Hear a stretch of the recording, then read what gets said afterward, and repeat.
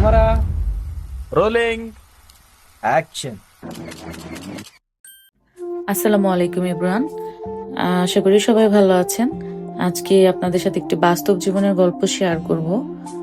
গল্পটির নাম হচ্ছে শেষ ব্রাঞ্চের আবু। এটি একটা বাস্তব জীবনের গল্প। আশা করি আপনাদের ভালো লাগবে। গল্পটি শুনতে থাকুন।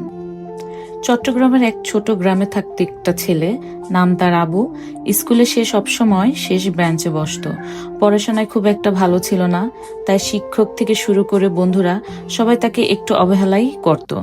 পরীক্ষার ফলাফলে সবসময় পেছনের দিক থেকে নাম উঠতো বলে তাকে অনেকে বলতো ও কিছু করতে পারবে না। আবু চুপচাপ এসব শুনে যেত, কিন্তু একটা জিনিস তার ভেতরে ছিল, সে হার মানতে জানতো না। স্কুলে তার সব থেকে প্রিয় জায়গা ছিল বিজ্ঞান ল্যাব। পুরনো তার ব্যাটারি আর টিনের কোঠা দিয়ে সে নানা রকম ছোট ছোট যন্ত্র বানানোর চেষ্টা করত। শিক্ষকরা ভেবেই নিতেন এগুলা বাজে সময় নষ্ট করা ছাড়া কিছুই নয়। একদিন স্কুলে বিজ্ঞান মেলা হলো। আবু অনেক ভেবেচিন্তে একটা ছোট প্রজেক্ট বানালো। পুরনো প্লাস্টিকের বোতল, সোলার প্যানেলের টুকরা আর মোটর দিয়ে সে বানালো একটি ক্ষুদ্র সৌরচালিত পানি পাম্প। বাড়ির বাগানে পানি দেওয়ার কাজে এটি ব্যবহার করা যায়। মেলা শুরু হলে অনেক বড় বড় প্রজেক্টের ভিড়ে আবুর জিনিসটি খুবই সাধারণ দেখাচ্ছিল। কেউ তেমন গুরুত্ব দিচ্ছিল না। কিন্তু বিচারকদের একজন স্থানীয় প্রকৌশলী থেমে আবুর সঙ্গে কথা বললেন। তিনি অবাক হলেন, কারণ আবু নিজের হাতেই পরিকল্পনা, হিসাব আর সংযোগ সব করেছে। তিনি বললেন, তোমার মাথায় যা আছে সেটা বইয়ের বাইরে পাওয়া যায়। সেদিন আবুর প্রজেক্ট প্রথম স্থান না পেলেও বিশেষ উদ্বোধক পুরস্কার পেল।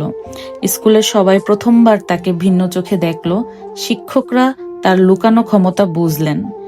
সেই পুরস্কারটাই আবুর জীবনে মোড় ঘুরিয়ে দিল।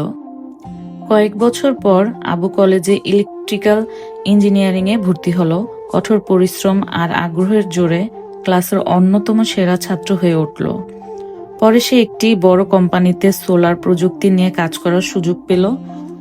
আজ আবু তার গ্রামের শতাধিক ঘরে সৌরবিদ্যুৎ পৌঁছে দিয়েছে, যে গ্রামে সে এক সময়ের শেষ ব্রাঞ্চের ছাত্র ছিল। লোকজন এখন তাকে দেখে বলে, আবু না থাকলে আমরা আজও অন্ধকারে থাকতাম। গল্পের বার্তা হচ্ছে, কেউ আপনাকে হালকা চোখে দেখলেই আপনি কম নন। নিজের আগ্রহ আর পরিশ্রমই মানুষকে বড় করে তোলে। আশা করি আপনাদের গল্পটি ভালো লেগেছে। সবাই আমার আর আমার পরিবারের জন্য দোয়া করবেন। Thanks for watching.